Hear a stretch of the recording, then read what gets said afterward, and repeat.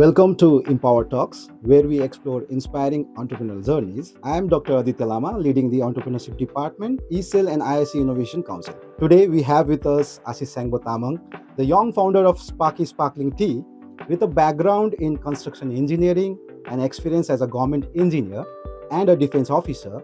Ashish is now changing the beverage industry with his brand, a kombucha crafted in the serene hills of Darjeeling, which offers healthy, preservative-free drinks made in Himalayas. Welcome, Ashish. It's an honor to have you here. Thank you so much, Dr. Aditya. It's an honor for me to be a part of your audio talk, and thank you so much for inviting me.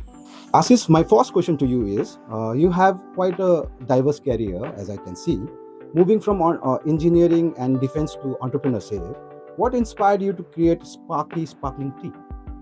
Absolutely, I have a very different background compared to most of the entrepreneurs because I am a first generation entrepreneur. As well as apart from that, I started my career I completed my BE from Jadavpur University in construction engineering, and post that I worked in WBSCDCL as a government engineer for almost 2.5 years, and post that I was in Indian Defense Service. I was in the Naval Service as an officer. So see, in life, everyone has their own journey. So every individual is different. So they have their own vision and the way of looking at life. And a very good question from you. Why coming up with the sparkling tea or tea-based beverages in the industry? The reason is because I come from a place called Sukya Pokhari, which is surrounded by 7 beautiful tea gardens, which is the world famous tea gardens like Neem Tea State, Tamang Tea State. Okay. And so one of the basic thing is Darjeeling tea as a brand. It's already a big brand all over the world. It's known as champion of teas. So there are people who have been working in this sector since ages. There are generational people who has been working in this business. But the thing which I was looking at, me myself being a health enthusiast, I want to create a healthy alternative to people, and also to brand the Darjeeling tea in a new way, to bring it in new avatar, which is done by us for the first time here in the region. So how did the experience help you to transition to entrepreneurship? Yeah, absolutely. See, that was one of the major questions most of the people they ask me. So what is the use of you studying engineering or serving as a naval officer? How does it help? If you were supposed to do this business, you could have done that post class 12. Why did you waste your time? So life is something like, you learn in every phase, even from a small kid to from animals, from everything. So I learned lots of things in my engineering life, which helped me a lot in life. Even with the engineering sector, I was a junior engineer, and there I had to tackle with people. I had to interact with people. It is a public interaction department. So there I learned lots of things. Before I was not so confident in life. I was not so communication skills were not so good. So it gave me more confidence, and later on post I joined the defense service. They just not groomed me physically, but mentally also they trained me a lot, which helps me a lot. The way to look at the problems. When there is a problem, there is solution to it. And the way things I have learned from defense service, that is one of the biggest thing is the management. Because these days there is a high demand of management people from the IIMs from everywhere.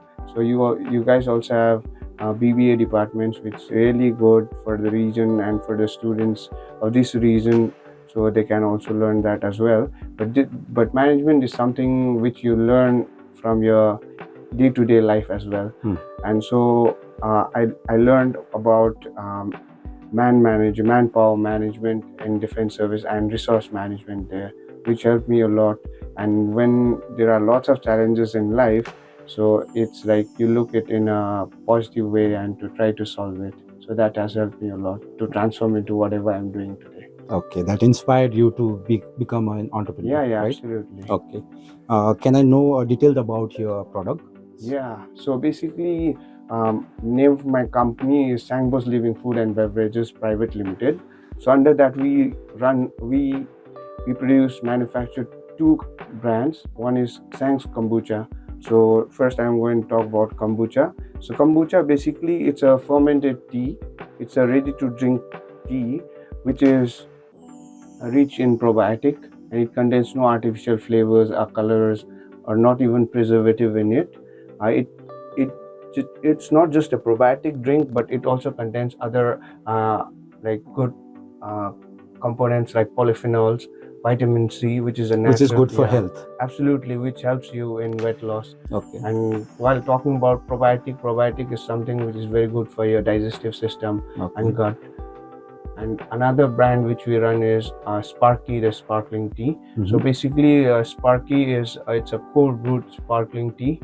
So it is also a ready to drink beverage. Yeah, it's a ready to drink beverage, which is like derived from hand plucked organic Darjeeling tea and Himalayan spring water, which is our USP of our brand. Okay. Okay. Nice to know. Sparky is such a unique product, as I can see. Can you walk us through its development journey from concept to market launch? Yeah, absolutely. So, like, what people think, like when we talk about product, they think it's made in a day or there is only a one mind behind it.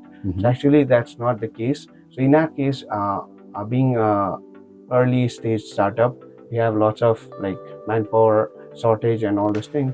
So I was looking after the product development. So we developed this product 2 years back as a prototype of Sparky, but to bring it to whatever it is today, to the final product, we had to go through lots of process, and we have been mentored by lots of experts from the industries as well. So it took us almost 2 years, like we did trials for it to come to the final formulation.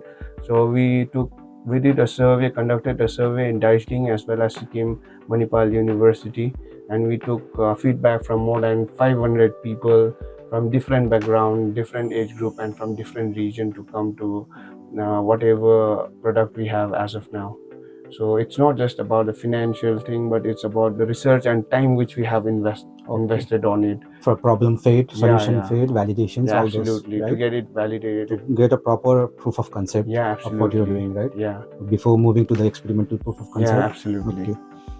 Okay, as I know that you have been already incubated in incubation center, so can you elaborate it? Can you throw some light on that? Like how important is an incubation center for an early stage startups? Yeah, absolutely. From your experience. So currently we are incubated in AICSMU TBI. We are also a graduate from NSRCEL IIM Bangalore. Okay. And we are also incubated with AFBIC and ABIF IIT Kharagpur. Okay. So basically what is incubation is like, there is an incubation chamber in hospital as well, especially for the kids, for a newborn kid. So why they do that is the rate of dying, risk is high when you are in the early stage or newborn stage. Okay. So you need a support for doing that. So they have that incubation chamber there. Likewise, there are incubators these days who have been helping early stage startups from the ideation phase to proof of concept till the growth stage. They do support a lot. And likewise, as I mentioned, we have been incubated with these incubators, and they have played a very vital role in our growth and in whatever we are today. Because like whenever we started, we joined them when we were in the ideation phase. So likewise, as I mentioned, it's very important for us to do that because in early stage we lack resources and like expert people. So they have a connection with them, and they themselves help you with lots of things like mentorship and lots of learning. Even this journey, I believe not just entrepreneurship, but entire life is a journey where you need to learn in every step. So it is fruitful to be in incubation, very much. Right? Yeah, incubation is very important, and I'm grateful to those incubators who have been supporting us from the very beginning. Okay. So my next question would be like, so in a beverage industry, there are many like competitors also. When I see like major brands like Campa, Jira dominating the rupees 10 segment, and there are like Thumbs Up and Coke and etc. who are dominating rupees 20 segment, and most customers prefer this price point. Yeah. So how do you keep Sparky tuned with changing customer trends? Yeah, absolutely. Absolutely correct. I see, like in beverage industry, it's not just Campa Cola or this Thumbs Up, Lowery, Coke. Jira or Thumbs Up as a competitor. Even water is a competitor, indirect competitor. But we don't see it that way because our target group is totally different than theirs. Okay. Because like post-COVID, these days people have become very health conscious. And these days people, they don't mind spending money, but they want something quality, niche, and also something healthy for themselves. Okay. So whatever we produce, as I mentioned earlier, it's free from artificial flavors, colors, and even from artificial preservatives and sugar. It's low in calorie and it's natural, and it gives you better taste than all those beverages. So could I understand it like premium product? Yeah. So like we have different range of products. Okay. We have another sparkling tea, which is a premium, which is made from hand plucked small tea leaves from small tea growers, and also from Himalayan honey, which is priced around 700 rupees. Okay. So we are launching Sparky as a general product, and and we are pricing it around 50 rupees. So I think like these days, if you see people, they drink other beverages like boba tea and all tea, iced tea, and all the beverages which are priced around 100 to 150 rupees. So we are providing a Darjeeling tea with Himalayan spring water and health benefits just in 50 rupees. Okay. Now let's talk about some challenges that you have been facing, I guess. So I know entrepreneur faces a lot of challenges, and without challenges also we can't move forward, because we need motivation, because motivation comes and goes. So we need to keep motivation like continuously. So what are some of the biggest hurdles that you have faced till now in scaling Sparky, and how did you navigate them? Yeah. So while talking about the entire journey, so one of the biggest challenge which I faced was the pre-decided societal norms. So I come from a society where doing business is not meant for us. Quite hectic. So that's what our society thinks. And leaving a government job and getting into this entrepreneurial journey was one of the biggest challenge for me, because my family, they did support me. They do support me a lot, but in initial phases, that was a very big challenge for me to convince them. And anyhow, I managed that, and they are very supportive now. Today I am in this stage because of them as well. But apart from that, like being a first generation entrepreneur, we face lots of challenges, not just with the financial part, but also with the other parts, like getting the right people, having the network, because we don't have network in the early stage, because we do, but not with the business community or the people who are in the entrepreneurial ecosystem. So it was difficult in their stage, but now like I have blended myself into that ecosystem as well. And apart from that, another big challenge as while in this phase which we face is we lack skilled talents. Like when we look for some skilled talents, they prefer moving out of this place and going to maybe to the bigger cities. So I hope like we will be able to retain them here as well, so that we develop our own startup ecosystem in and around in our region as well. Good to know. So you told about your early initial stage struggles right now related to your family, that they didn't supported you. So at that time, what state of mind supported you? Like what state of mind you had that overcome these challenges? Like what kind of state of mind you had that time? So one of the biggest thing is I believed in myself and my vision, and I want what I wanted to do, because I was clear with what I wanted to do. You had a clear and precise vision. Absolutely. So I was clear with what I wanted to do in life, and I kept on moving and I kept on doing it. So when we started from a kitchen space. So now we have our own manufacturing unit, and Yeah, this is a experience which I feel like no, like not even a big entrepreneurs, the experience which I did and which helps me a lot. And whenever I feel low, this motivates me a lot, Mhm. because and that gave me a good PR as well. In Okay, fact, it's a self motivation. yeah, so Yeah. like that gave me a good public relation as well, Mhm. because like I think it now, it's a crazy thing to do, because I have visited more than 300 cafes and restaurants myself Mhm. personally, because when I launched kombucha, people were not aware about what kombucha was, Mhm. and I have personally like Aware visited them. more than 300 Mm. cafes and restaurants in and around Darjeeling, Kalimpong, Silguri, and Gangtok, and I personally did trials to them and pitched my idea to them. So out of them, I was able to like convert almost like 40 clients in those days. And Mhm. even while operating from kitchen, we supplied to all the 40 clients. And in Okay. 1.5 years, I sold more than 15,000 bottles of kombucha. Wow. That is around like 15 lakhs of revenue in the very first year. Mm. So that's how we did when we started from kitchen as That's a well. very good start. You becoming a young founder, you wear many hats. Like you are sometimes leader also, sometimes innovator also, sometimes you need to be marketer also, right? Yeah. So how you are handling these things, like how you are balancing up these things. Yeah, absolutely. So in the early stages, uh, as a founder, you need to work with lots of things, but like you should know how to delegate your work, or like give distribute your work. So like I always took help of the experts. I never became expert with the things which I didn't know.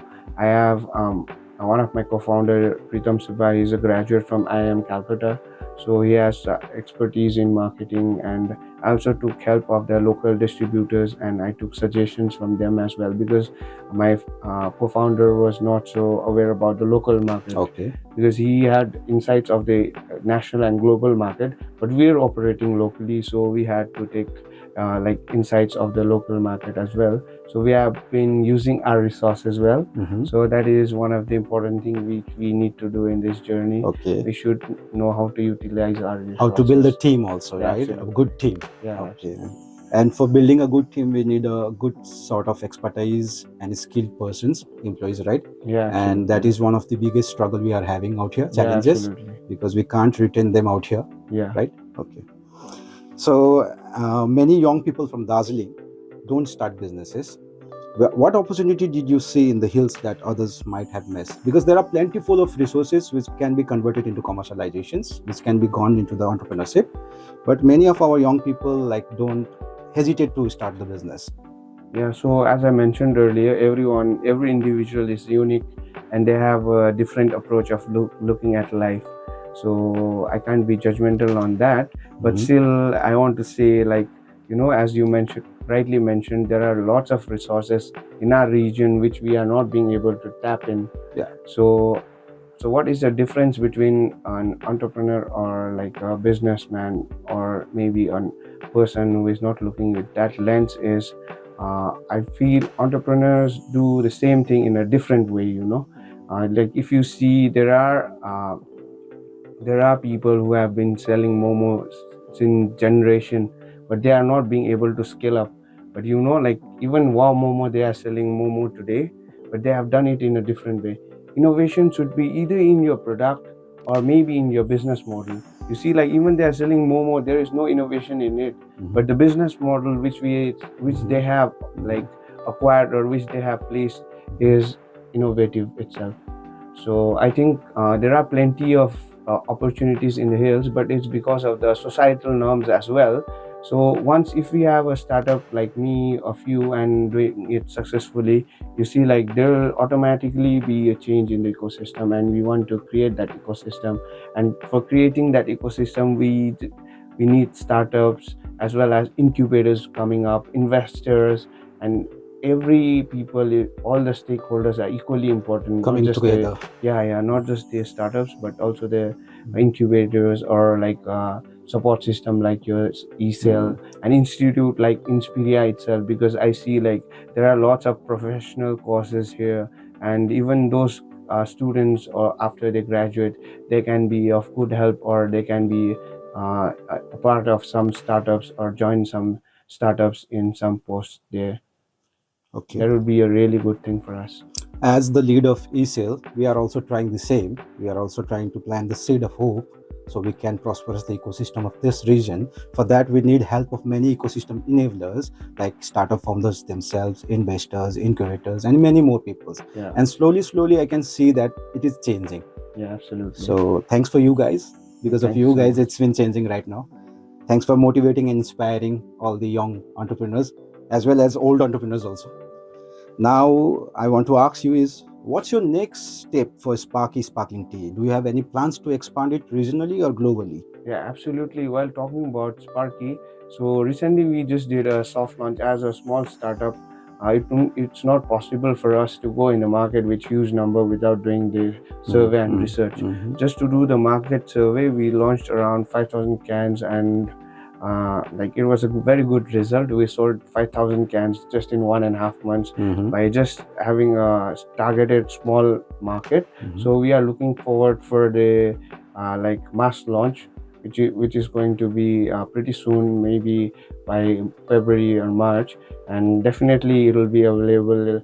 And we'd like to request you to have it in your institute as well. Definitely. And apart from that, we are also looking for, as I mentioned earlier in the talk, that we are going to launch a premium one as well, which we'll be exporting, because we recently featured in World Food India, and we have been contacted by we are very glad to say that we have been contacted by like huge mart chains like Lulu Mall from Dubai, and also Al Jazeera from Bahrain. So we are in advanced talk with them, and we'll be exporting it to them in Bahrain and Dubai. Okay. So now the thing is like you have been expanding your product, demand of the product. So you need more raw materials, right? Yeah, more absolutely. supplies you need, right? For that, what you have been doing? So yeah, absolutely, for ensuring that. So as I mentioned earlier, in the premium version, we'll be using a premium quality of tea. We'll be using hand plucked organic tea from Darjeeling, and we have signed recently. We signed a MOU with small tea growers from Mineral Spring Tea Gardens. Okay. So we'll be procuring tea from them, and to ensure and traceability, we'll be also putting the QR there, so that like a customer can know where we are getting our teas from and our honeys from. So for honey, we have recently tied up and signed a MOU with IV Cooperative, multi-purpose cooperative from Tindaria. Okay. So we'll be procuring our raw materials from them. Okay. So are you thinking to expand it to Assam side also? So as of now, currently we are looking forward, because as I mentioned earlier, one of the biggest USP of our brand is that we use Himalayan spring water and Darjeeling tea. That is so we want to take the leverage of the brand of Darjeeling tea, but in nearby future, definitely we would like to expand it to other areas, and by using teas from the other tea states and other region as well. Okay. Thank you so much. Thank you. Now last question, but not the least. If you had one piece of advice for upcoming entrepreneurs, especially in this region and Himalayan region, what would it be? So what I see is like, no place is small to do something, like you just need to look it with a different lens. As I mentioned earlier, everything depends upon the way you look. And I know like ecosystem here is not so established as of now, but that doesn't mean that we can't establish, because we are in a zone which is developing at a rapid rate, and definitely it's going to be, if we work together, we can create an ecosystem here which would be like similar to the ones in metropolitan cities. So I feel like we all must come together, and also like new innovators. We need more talented people, skilled people. We need more support from the departments, as well as support from the incubators and enablers, ecosystem enablers as well. Okay. Everyone needs to come in one platform. Everybody needs to come in like a team up and do the thing, right? Yeah, absolutely. Just like an African proverb, like if you want to go far, you need everyone needs to come together. Yeah. Okay. Thank you for coming in our podcast, in Power Talks. It was lovely talking to you. Thank you so much. Thank you very much.